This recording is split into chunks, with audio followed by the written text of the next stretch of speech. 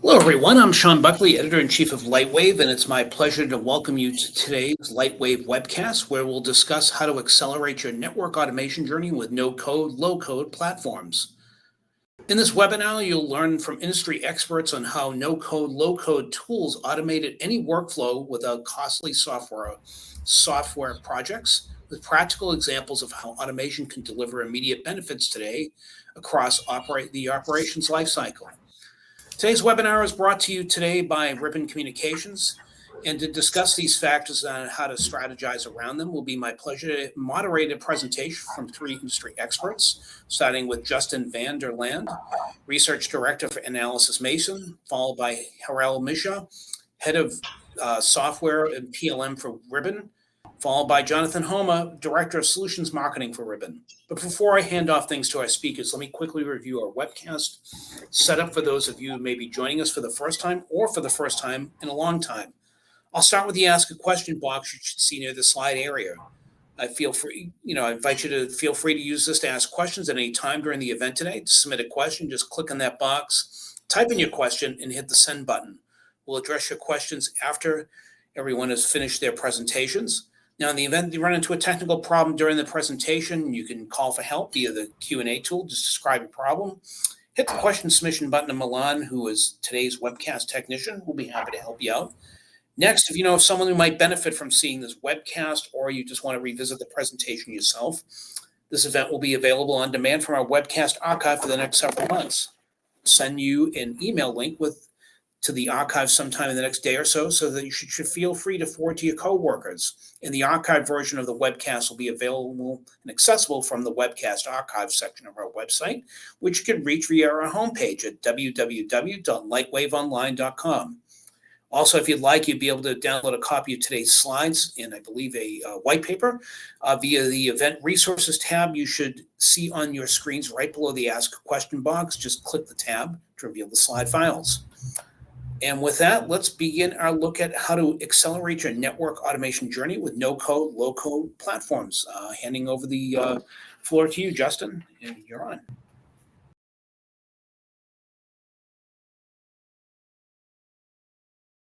Justin, you can go ahead. Good morning, good afternoon. I'm Justin van der Land. I'm a research director at Analysys. I'm a research director at Analysys Mason. Hear me? So just a little bit about Analysys Mason for those who don't know who we are. We're a TMT advisor.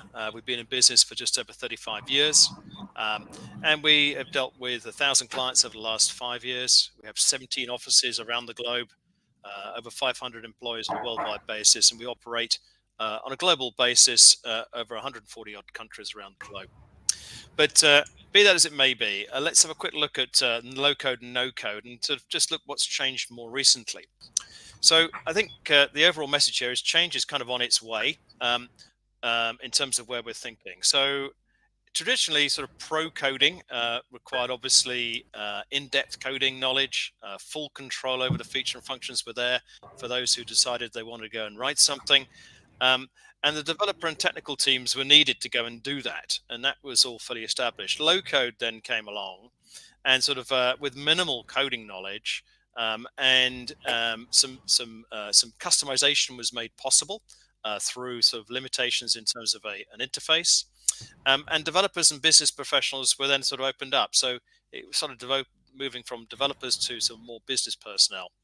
And then, of course, no code then came along, which really took that a little bit further, enabled to define some templates and also remove the need for any coding at all. But the advent of some later technology, particularly AI, is now moving all these sort of areas on a little bit further. So even the pro code activity now can be done using some accelerated coding, using Gen AI tools. More importantly, for the low code and no code environments, we're looking at almost near unlimited scope in the future and some of the tooling now out there, which allows for some features to be added, not just from a limited perspective, but a sort of a far wider one. And again, the testing and appropriate coding checks which go on within that are all done using far more sophisticated tooling or using Gen AI and other associated technologies. And so on no code environment, I think the fundamental thing here opens up to basically any users, both technical and non-technical, in terms of the environment. And we'll look at the benefits, what that means further down the line. But clearly, there are some significant advantages in terms of cost, delivery, and execution in terms of those things. So just opening up a little bit what goes inside a no-code, low-code platform. Clearly, there are some elements here which are pretty standard. We've got some kind of visualization workflows. So it's a graphical user interface opposed to a sort of a command line based one. There are pre-built templates to enable you to accelerate what you do in terms of common use cases. Clearly, drag and drop uses, so using your mouse opposed to coding. And there's custom logic which can be added to the code which is already there. Clearly, in terms of using some of the more advanced activities in terms of AI and Gen AI, we're looking at adding logic in terms of natural language processing and NLP, and LLMs obviously come in here as well in terms of understanding what those actions and intentions are meant to be in terms of writing that code and understanding what the intention is meant to be, which make, again, acceleration in terms of understanding of the actual coding. And of course, we also expect, anticipate that all these tools will actually have some data and logic integration. So it's data not just from available from within the application itself and associated tightly integrated applications, but data sources outside of that. And that might be using APIs or workflows going outside of it, or indeed more recently, actually using tooling for things like model context protocol, which is labeling sort of technology to be brought in from other agentic-based programs as well. So there's also automation of code, which is code generation, obviously using Gen AI and LLMs.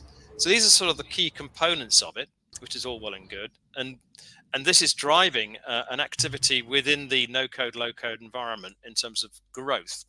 So kind of how big is this market today is the big question.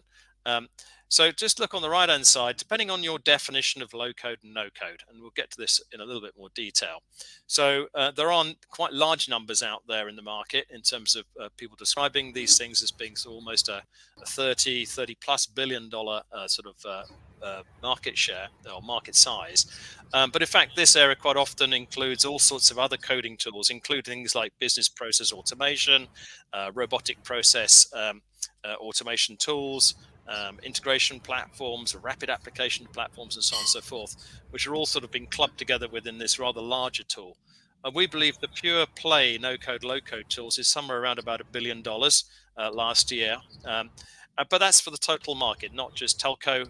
It's actually wider than that. So we're looking at sort of the applications, and we're sort of saying there are some specific tools which provide that sort of capability in terms of standalone tools associated with the actual development cycles. However, increasingly, applications themselves and platforms which produce applications are actually providing that no-code and low-code technology embedded within them. And there are examples here. And of course, within the telecoms industry, there are again a subset of those particular applications. And this is the subject, I suppose, this webinar, where Ribbon are actually providing their own no-code and low-code application-specific tools, which are supporting their own applications and associated development work. A couple of other interesting things, I suppose, worth pointing out. We're looking in terms of uptake being quite significant in terms of low-code and no-code, or low-code and low-code. We're expecting developers are actually using this. About 70% of development teams are actually using some aspect of no-code and low-code already. And indeed, the expectation is for next year, about 50% of medium and large-sized businesses will actually be using no-code and low-code as well in terms of their own internal development teams.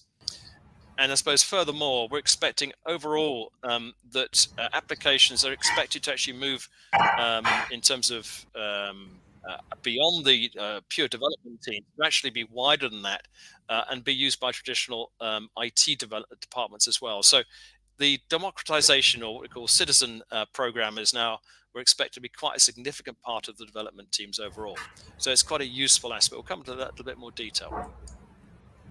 So one of the key areas, not just from a sort of market size and how big's the products and tooling associated with this, but The key element really here is actually the impact it's having on professional services, which traditionally would have either been programmers themselves in terms of doing integrations or customizations, or indeed design associated with a particular piece of software, or indeed some system configuration associated with that. No code and low code enables these things to be done through their interface, and the ability to actually add those in a very systematic way. So the biggest impact that no code and low code will have will actually be within the professional services groups, and those the cost of producing software and changes to it is going to be the biggest impact, opposed to the products themselves, which are going to be obviously built using it. So key trends going on within this market space, and I'm going to rattle through these, but essentially, obviously, you'll see the acceleration in terms of development work, and reduced costs associated with that is probably the key one. This rise of what I've described here as citizen development. So developers who are not traditionally sort of developers per se, but enabling all sorts of technical users and non-technical users to actually start building code, which of course has an impact in terms of cost and ability for smaller teams to actually go and do that. Integration with AI is a very key trend here going on within the marketplace, and is supporting some of those functions I alluded to. Clearly, all these things tend to be cloud native, and there are some increasingly more industry-specific solutions, which we're seeing here as part of the example of which is Ribbon, as we're seeing the tailoring to those particular environments as that functionality starts getting built out within those application areas. Clearly, it enables better functionality to be added, or more functionality to be added to things like business processes, and enable for greater modularity in terms of the applications being built as well. So if you're building new code as a developer or as a vendor, the same tooling can be used for updating and development work subsequently. The composability of those applications becomes far more readily done. So you actually start reusing larger lumps of code. And of course, clearly integration is quite a key thing here in terms with legacy systems. There are standards coming down the line associated with that, not just exposing APIs, but actually exposing some of the agentic functionality of things like MCP as well. And of course, there's a growing use of these, as I said, within embedded systems, and adopting actually some of the independent software, no-code, low-code tools within actually applications themselves. So I'll sort of rattle through those. We'll get the site of them later on. So kind of what are the benefits? So the key thing here really is development costs, which is a fairly obvious one, in terms of it can substantially reduce those. And I said primarily this is about reducing not just for the vendors producing software, but actually for clients, so they can go back for changes, adds, and additional functionality can be done in-house. And there have been claims by some vendors this be sort of 70 to 90% reduction on the same work streams which they've done both internally and indeed for their clients. Key and probably more important in many ways is reduced time to market. There is always quite a frustration as a client of a vendor trying to get changes done to software, and this enables an unlocking of that capability in-house and enables that faster time to market, which can be done without waiting on either expertise in-house or indeed going back to vendors for additional functions. And the claims are between 70 and 90%, depending on where that's being applied. Clearly, from a reduced maintenance cost, this is one of the key areas in terms of savings over time's changed. And this is really the critical bit here in terms of keeping and maintaining those the software code. If it's been produced using the same no-code, low-code tooling by the vendor, and you're actually supporting that directly with the same tooling, both from the client and indeed for subsequent updates, in terms of maintenance, it actually significantly reduces the coding and the balance in terms of the cost of dealing with that. And clearly, there are potential, even though we haven't necessarily seen this, of some staff reductions in terms of overall, whether that's within a vendor environment or indeed within the professional services elements of code being produced. But I think overall, I think there's some other slightly deeper benefits here in terms of just better coding. The installation of a more systematic way of actually adding code, and you may be using some of the more advanced technologies, enables for better code to actually be produced in the first place. And the standardization of that means that it is easier to track, trace, and manage. And I suppose the sort of final two elements here, this is sort of an openness to this as well. If you're producing stuff in a standard way in terms of code and edit, it enables you for a third-party source developer to actually be using the same tooling as well. And enables that if you're an operator or a vendor, sort of a consumer of these applications, is that you can actually outsource some of that work if you wanted to third parties beyond maybe the vendor who might not have the capacity at that particular time to go and support you. So all that's true, and I suppose finally, there is a sort of if the cost of coding is greatly reduced, the possibility of actually experimentation and innovation, which you can add to the tooling, is also opened up as well in terms of possibilities. So just bear that in mind in terms of where you go. So finally, I suppose no code and low code platforms are becoming the kind of de facto standard. I think it's going to become a requirement for pretty much even industry specific application developments. Certainly the larger platforms we're seeing today have these as an integral part of their development and delivery techniques. We're seeing software developers, we're kind of expecting them to use no code in the year. We're expecting, the increase in terms of the use of these sort of tooling has increased about 25% from about 4 years ago.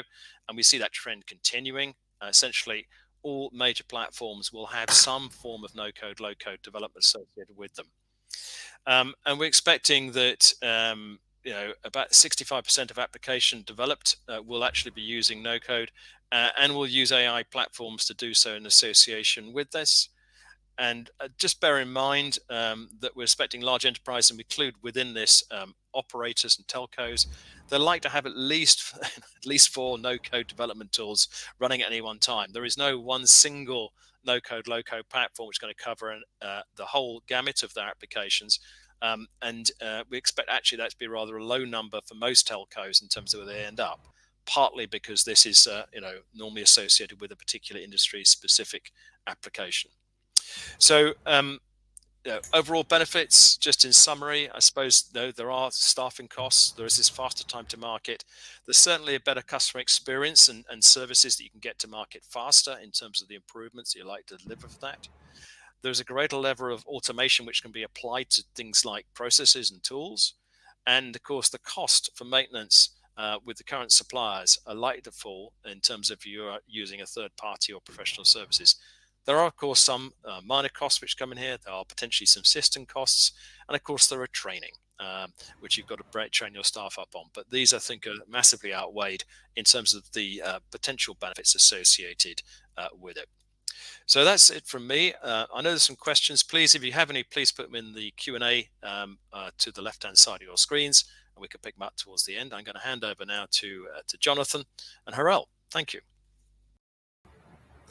Hi, thank you so much, Justin. I really appreciate the setup and the analyst perspective for this webinar on no-code, low-code automation, both in terms of the overall market and how it's playing out in the industry. I'm going to talk for about 10 minutes, just giving you a little bit of perspective on no-code, low-code automation from a ribbon perspective and how it can get applied to modern IP optical networks. And then we're going to get to what I would call the gold part of this presentation, where we actually show how we can implement this using our own platform, taking it from the sort of theoretical to the very, very practical.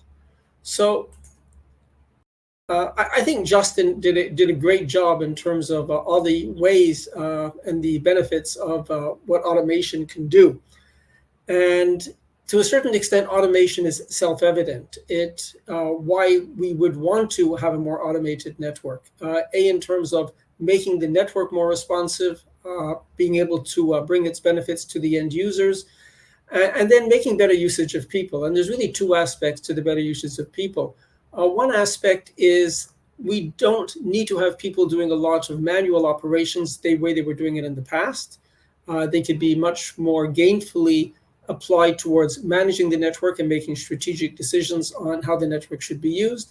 And we also need to face the fact that we're losing a lot of our workforce, particularly as people that typically might have gone into telco operations are now going into different fields. and to some extent, the people that were working in the network operations centers are leaving the workforce. So we need to find ways to better use the people that we have remaining over there. In fact, automation can be applied across the entire operations life cycle. I'm just highlighting a few things here. So in terms of services delivery, for example, it can assist in designing and testing of new services. It can help in the provisioning of services with minimal human intervention, what we call closed loop service provisioning. It can continuously monitor service performance, and where possible, it can actually correct deficiencies automatically. We can use automation to understand the impacts of outages and to help prioritize restoration activities. And then as we're migrating services in the network, it can also be used to do such things as bulk service moves. So altogether, it can help improve revenues, go directly to the top line, as well as improve customer satisfaction. It could also be applied to network traffic engineering. For instance, it can synchronize information between what's actually deployed in the network and the views that are located in database views, for instance, like a twinning concept, and make that automated. It can continuously monitor network resources, usage and trends, and identify where improvements are needed. And more as you move towards autonomous networks, it can actually start implementing the improvements. And of course, because we're continually updating the network, it could be used to deploy equipment and update software rapidly and accurately, eliminating human errors. Finally, in the realm of network health and maintenance, it can monitor network health trends, detect impending problems, continuously monitor and optimize equipment performance. It can pinpoint the root cause of hard failures to help us sectionalize where problems are occurring much more quickly. So overall, we can use automated routines to increase the availability of the network and to optimize the use of CapEx for network and traffic engineering, and for network health and maintenance, increase availability and reduce costs of running the network. So there's no question that automation can be applied fairly universally across the operations lifecycle. One of the things that I had mentioned before was closed loop service provisioning. And ultimately, the goal of the network, of course, is to deliver services. So I thought what I'd show in this slide is just give an example of how various automation activities can work together. Of course, any service needs to start with a service definition itself. And here, this is actually something we support in our system. You can support this using service templates. And these exist all the way from layer 0, layer 1, layer 2, layer 3. And while this is not automation per se, what you can do is use low-code, no-code tools to create and modify the service templates. So what you do with the service templates is you'll create one or you'll modify one. And then what you'll do is you'll select the various parameters in terms of what the service is expected to support in terms of the service level of agreement. Once that's done, you can start moving this over towards automated processes. So for instance, you would first need to configure the service. So you would need then to implement and assign all the required parameters in the network that the service needs to support. The next step that can be done through an automated process is to verify the service. In other words, what you'll do is you'll actually run the service before you turn it on. Finally, what you can do then is activate the service, and then the service is turned on for the customer. And then finally, once that's done, by continuing to obtain information from the network via telemetry, what you can do is monitor the SLA performance to see that it actually meets the requirements that the customer is expecting. If it falls below those requirements, then it can issue alerts that people can start addressing it. Or again, as we move towards more and more autonomous networks, you can start using automated routines to correct the deficiencies in the performance of the service itself. And so we'll see ourselves moving increasingly towards this kind of closed loop service provisioning. Here were a few other examples where we talk about the use of automation in terms of providing specific kinds of savings and benefits. So these really apply. We just decided to show a few over here that might resonate with our service provider customers. So one is customer SLA reports. So the activity here is to create reports for regulators and customers to show that their services meet their SLAs. Today, we have a number of customers that are doing this, but particularly for their very large enterprise customers. And this takes maybe a half a day up to a day monthly for these large kinds of customers. It's a lot of information gathering, filling out the reports. If you have automated routines, what you can start to do is do this all on an automated basis. And the benefits of doing this is, A, you eliminate totally any of the manual work that went into assembling these SLA reports. And you could also extend this to smaller customers that you would not typically apply these for today. And this just increases your customer satisfaction, and it also satisfies regulators where this is required. Bulk network configurations. Today, when you're moving or when you're deploying equipment, or you need to do mass changes in the network, particularly with a lot of the layer 2, layer 3 equipment, there's huge amounts of CLI commands that need to take place, often by skilled operators that understand this equipment in great detail. What you can do through automated routines is start to move this away from these skilled personnel, move them into automated routines, and make better use of staff.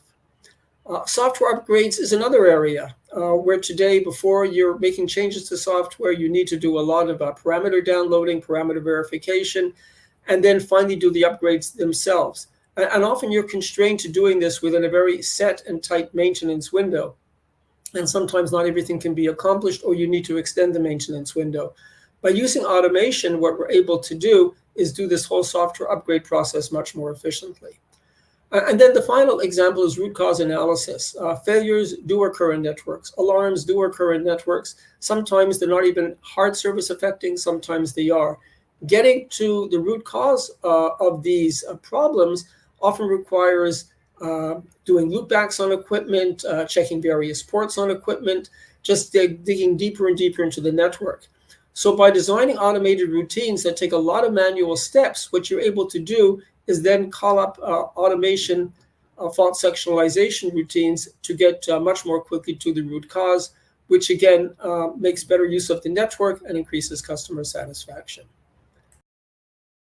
So given all these benefits of automation, like I said from the get-go, it's sort of intuitive and self-evident that it makes sense.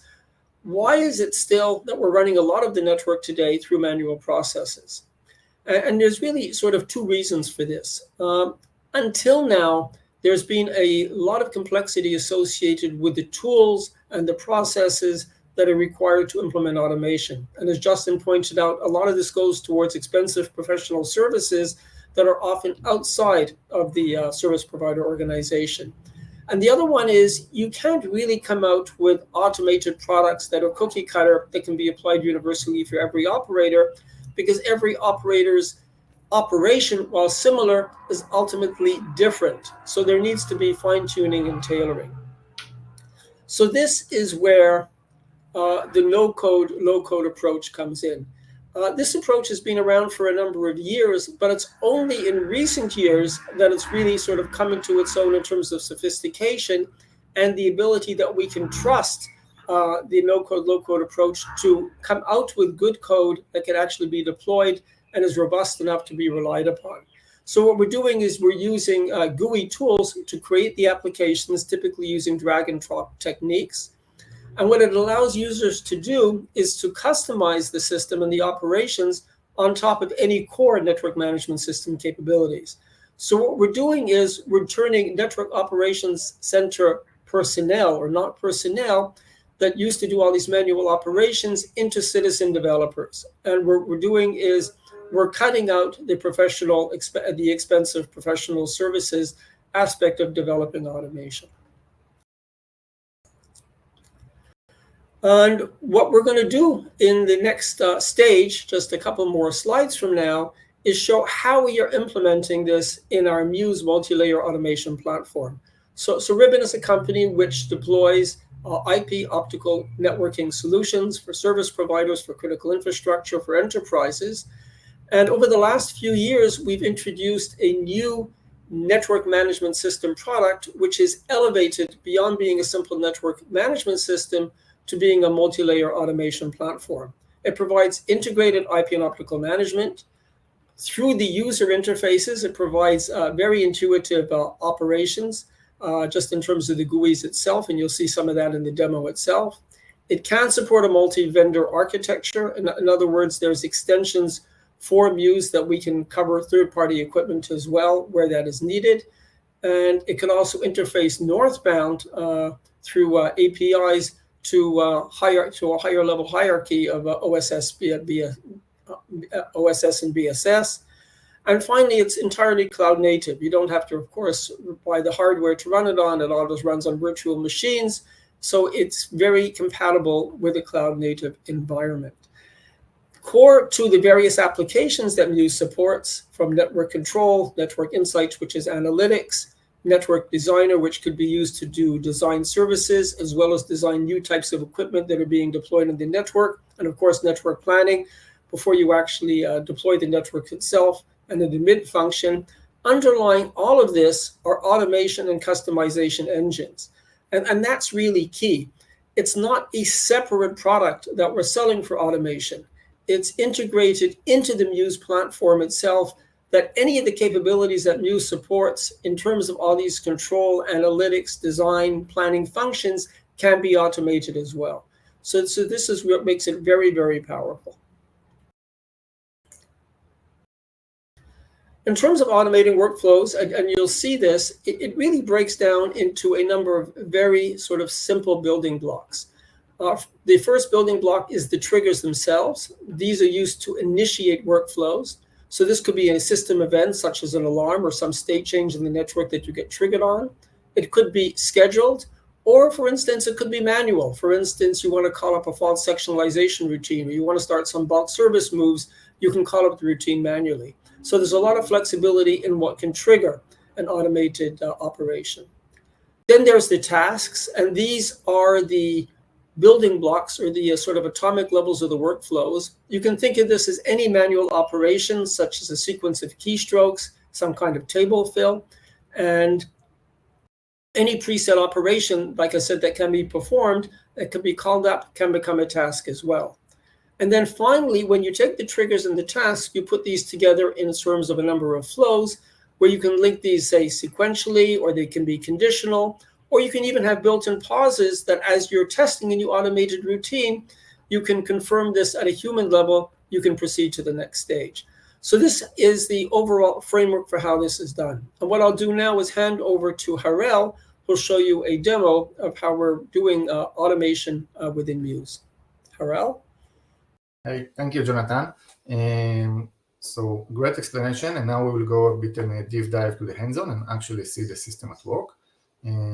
So let me share my screen, so we'll see the real system. Okay, so this is our network designer, as specified by Jonathan. This is the application where we do and build all the low-code artifacts. We have here a group of workflows.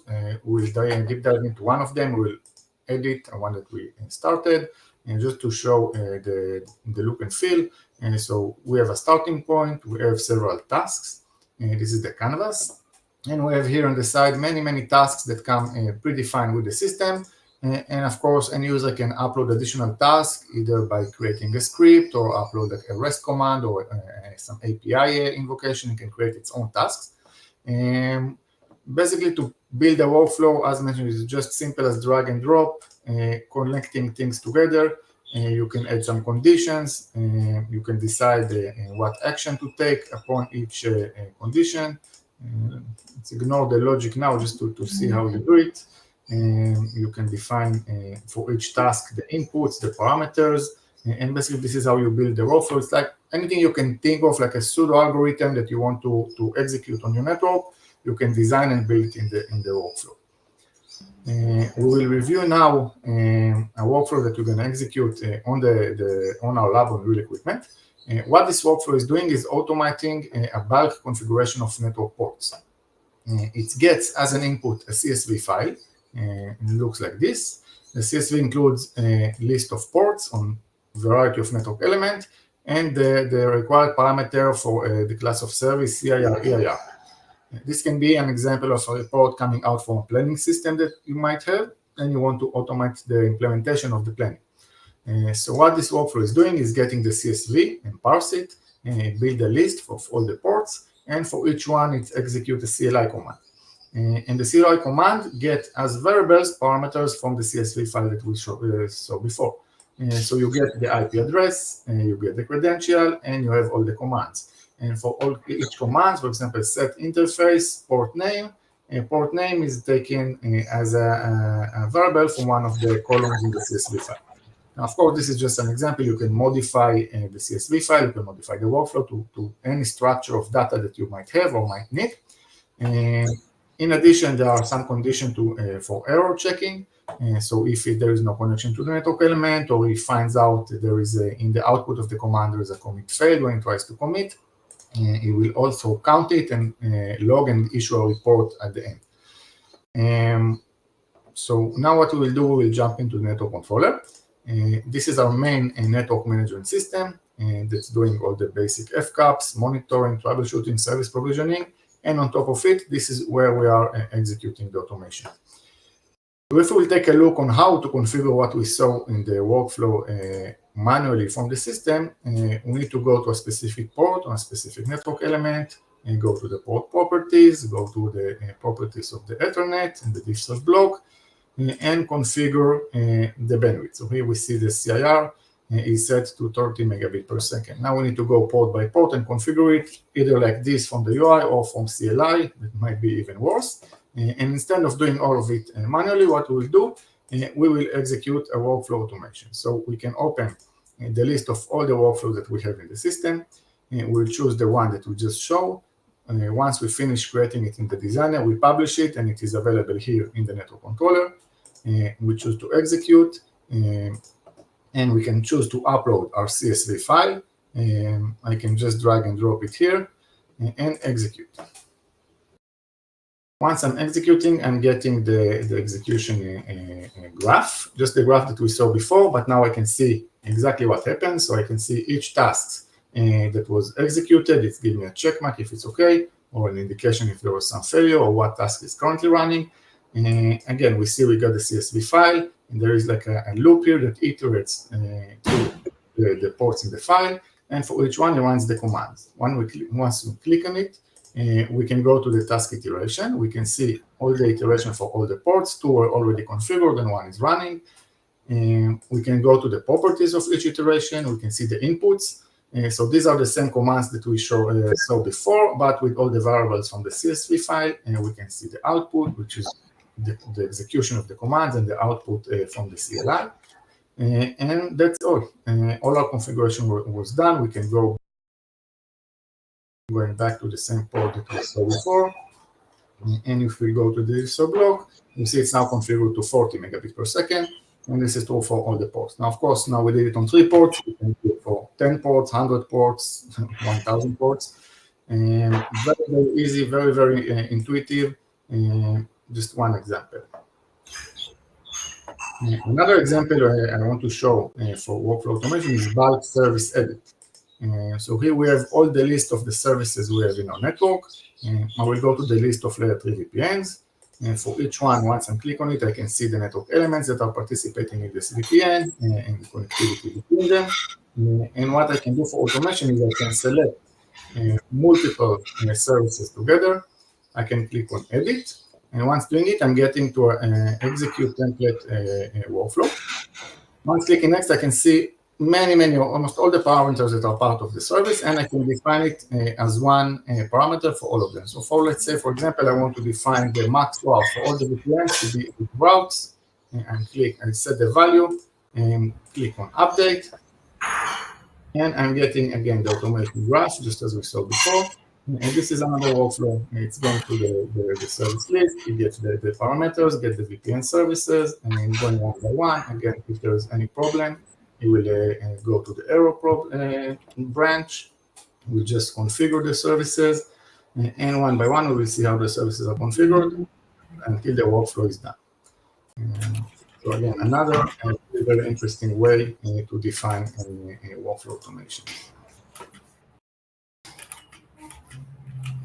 Next, let's go back and summarize what we just showed. Okay.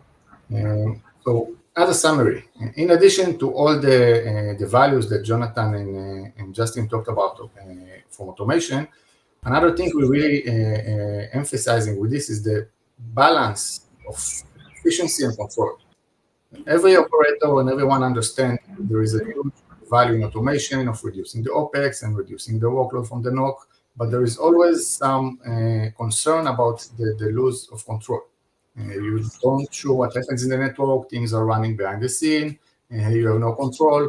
And just as we saw with the workflow, you have all your capabilities to balance it.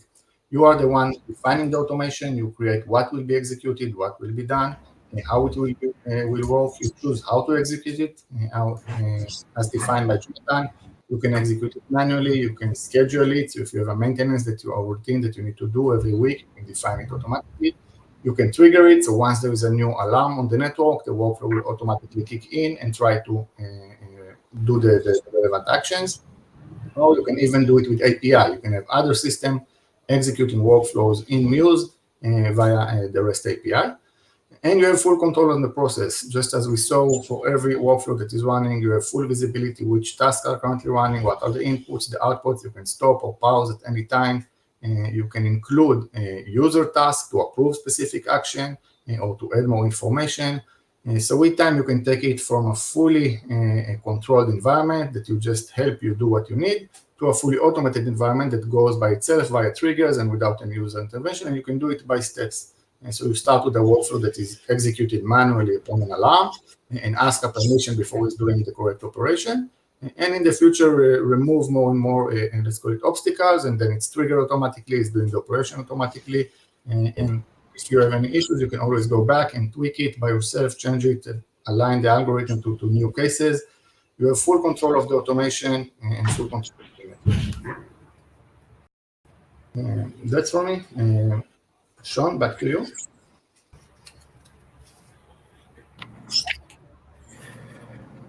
Okay, thank you very much. I think we've guys gave a really great presentation on a really incredibly compelling topic.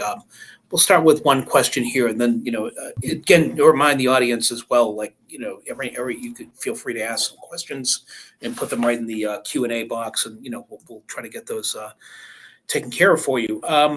So let's start with one. I mean, everybody's thinking about AI these days. I mean, you can't go anywhere. I mean, you see, the big carriers, of course, that Lumen sell, that Ribbon sells to, like Lumen and several others. I mean, everybody's talking about AI. So how does AI play into automation? And maybe the three of you can kind of address that in your own way, and then we'll go into some other questions. But again, to the audience, please feel free to ask. We've got some really great people here that can, to talk about this topic. But yeah, I don't know who wants to start with that one, but I figured I'd throw that to all three of you. Yeah. So great question. There are several ways we see AI already going with this. One is, as we mentioned, user can create their own tasks. So we want to include a task that doing some operation. You can just write a script that does it. And we see users that using the common UI chatbots and AI tools like ChatGPT or Copilot, asking, for example, to people that are not developers, just citizen developers, as we mentioned, ask the chat, give me a task that take these parameters and modify it on doing this, or parse the specific text for this thing, and getting the Python script or the JavaScript script, upload it into the workflow and integrate it into the automation. So things that in the past were a bit more complicated or require some development and manual code writing can now be done with a chatbot by regular non-developer people. Another way we see as taking it forward is we are now working to implement inside Muse a chatbot or an agent by itself. So the agent will be able to look on the network and give the operators information about the network and give you information from the Muse documentation if you want to understand how to do something. And in addition, the next phase will be that the agent will be able also to work with you in order to define and build workflow automation. So you will use the chatbot and tell him what you want to do. You will design within the pseudo algorithm for the workflow, and he will also build it for you. So you enjoy from both worlds. From one end, you don't give full control to some agent that can operate the network, and you have no idea what happens, and can, still run into hallucination and other known AI issues. But you do get the value of the AI to build the automation and the routines that you will later execute and further develop for the network. Okay, Jonathan or Justin want to take a stab as well, or yeah. Justin, why don't you go ahead? I think that's fine. So there's always a bit of a lag on mine, I suppose. I think Harold, it's a couple of the two key things here. One of which is essentially the opening up of a natural language interface, if you like. Is the critical element here in terms of promoting citizen programmers. So you aren't having to understand the context of a piece of code. You just ask it and it works it out. And I think that in itself is a significant breakthrough in terms of having to open up the whole process to non-technical people. And then the flip side of that as well, which I think Harel also touched on, is just the coding of it. Is what you do there. I mean, and there's kind of a bit between the two things. It's kind of an intent as well. Understanding what an intent of a question is, and indeed an intent of a configuration is quite important. And as time goes on, we'll see that intent can become a little bit more dynamic in its nature, and I think that's where we'll end up. But AI has I think I sort of pointed out in my sort of slides, it has a number of different areas which is impacting, all of which is basically promoting the openness of the system in terms of who can use it, the quality of what's being produced, and the speed at which it's being produced is all where AI is having its implications as of today. I think the critical element for anyone actually producing no-code and low-code tools, though, is how tightly AI is being integrated into those tool sets is absolutely critical. So if you have an agent or a chatbot which is effectively acting in that manner, and seamlessly working within the no-code, low-code front end of what they're doing within Ribbon, I think is absolutely the way to go. And all the exposure of the coding and the underlying data is critical. I think there are things happening in the future which is sort of a little bit beyond where we are now, but obviously the ability for AI to reach out and grab new data sets to accomplish a particular task, or indeed the utilization of AI to go and reach out and provide some additional functionality outside of the current platforms also is an area where AI is heading. But that's for future releases. But it's absolutely integral to what we're seeing now in the market. I think that you guys covered it pretty exhaustively, and I see there's a whole number of other questions. So, Jonathan, you want to? I'll pass on. I'll pass on commenting further on the AI question. Okay, yeah, we'll keep moving on. Okay, here's another interesting question. I think some of you all laid some of this out. Can you deploy a virtual network twin before implementing the configuration on a live network? That certainly, Yes, so, that's a good one to ask. And, I will start. if anyone wants to grab that one, I think certainly. Yeah. So first we have our network planner, which is kind of a network twin for optical networks, where you can design all your network and services and optical channels. And also for the workflow automation, we have tools to emulate the execution of the task. So you can just execute it as an emulator and not affecting the real network, just to see that the logic works and everything works fine. And then later you can go and publish it to the real network. So these are two capabilities we have regarding twins. Right. Harel, I want to come back to something you talked about. I think it was a great headline. Automate at your own pace. I mean, of course, Ribbon, serves some of the largest tier 1 service providers. You folks also have a big, obviously a big presence in other, verticals that actually act like service providers, like government as well. But just if maybe you could tell us a little bit about how automation is being embraced, and like I said, I really like that headline you had, the automation at your own pace, because certainly a Ribbon, a Lumen or a Verizon, might be very different than let's say a small carrier, that's out in the Midwest somewhere. So I don't know, I'd like to pose that to you, and if you could talk. Yeah, so we can give several examples. We have, for example, an operator that's using like a spine and leaf topology, and he had a lot of issues of human errors when connecting and configuring all the spine and leaf. So what we have, they build together with our professional services, a workflow that once you add a network element, it automatically, based on the network convention, configure the topology and the links and the IDs of the ports and the connectivity between them according to the structure or the correct structure of the spine and leaf, including the entire configuration of the network element with the IGP and the services and everything. So once you need to deploy a new network element, they execute this workflow and everything, all the connectivity is taken care of. Another example that we had from one customer, which I like, which is really showing the automation at your pace, is that we had a customer that has an issue that is field technician. When they install the new routers, they configure it, but sometimes they forget to do a reboot, and then the configuration could not take in place. And what they understood is they build an automation that going over the network elements at night, and it looks for routers with the default router ID, which means it's not with the correct configuration. Now, at the beginning, they just issue a report based on this workflow. So the workflow just send them a mail and a report for all the routers that it found with the default router ID, and they need to go and fix it. And on the next step, when they trust it more and more, they enhance it and let the workflow reset it by itself. So the workflow just go in, check the router ID, see the uptime. If it's not, if it's on the last day, see it's the wrong configuration, the workflow executing the reset, and the network become operational without any human intervention.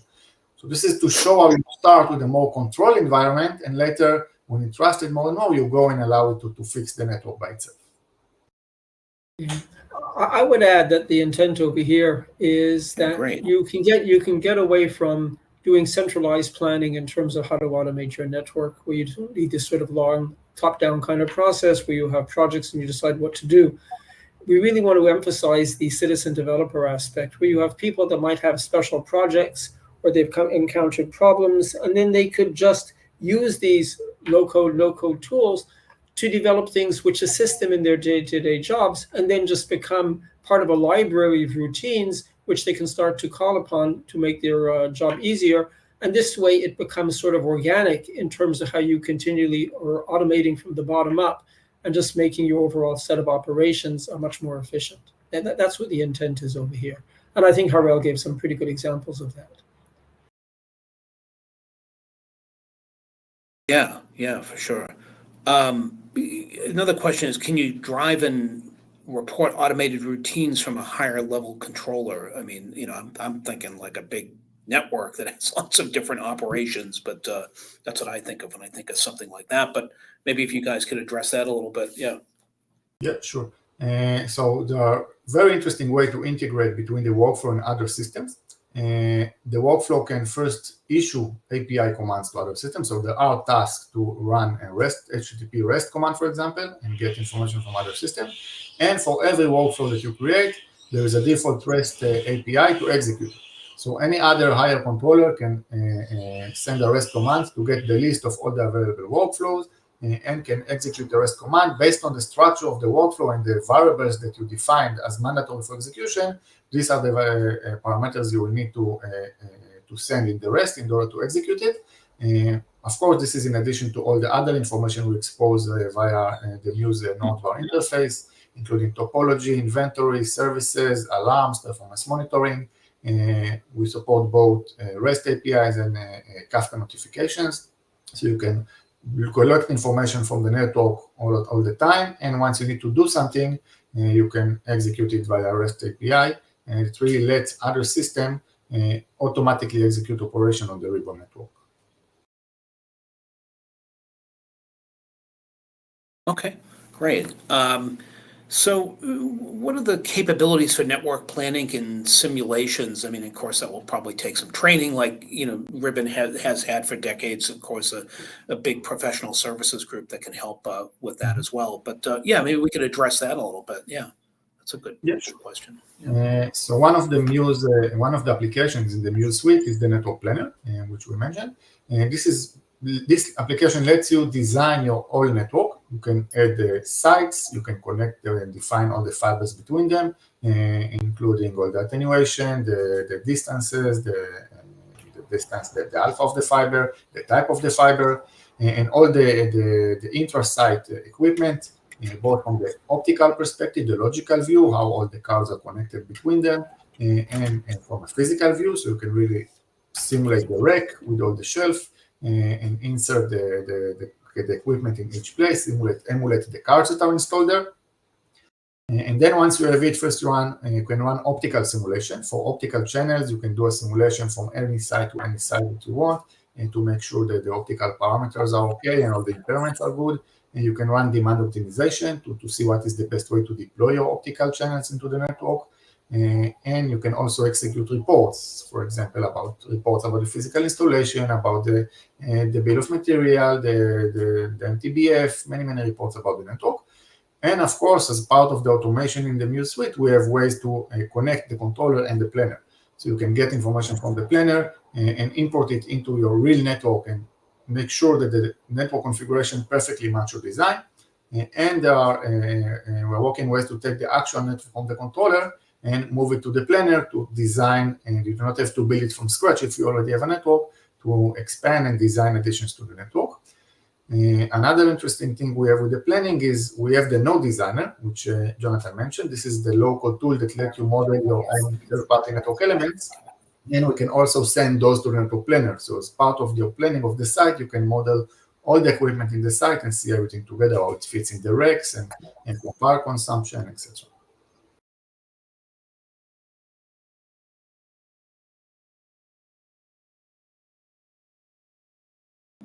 That's great. Okay, well, we're running right up against the hour here, but with that, and I'm not seeing more questions, but maybe if I could have, to wrap up, I could have each of you take just a minute to give me some final thoughts. I think this is a really interesting topic, and I'm looking forward to hearing more. I'm sure Ribbon's going to talk about this a lot more during the year, and certainly a lot of activity in the service provider space that's certainly going this way. But yeah, if I could have just each of you take a minute to just give me some final thoughts as we wrap up the webinar, that'd be great. Who wants to begin? Maybe start with Justin and then go to Jonathan.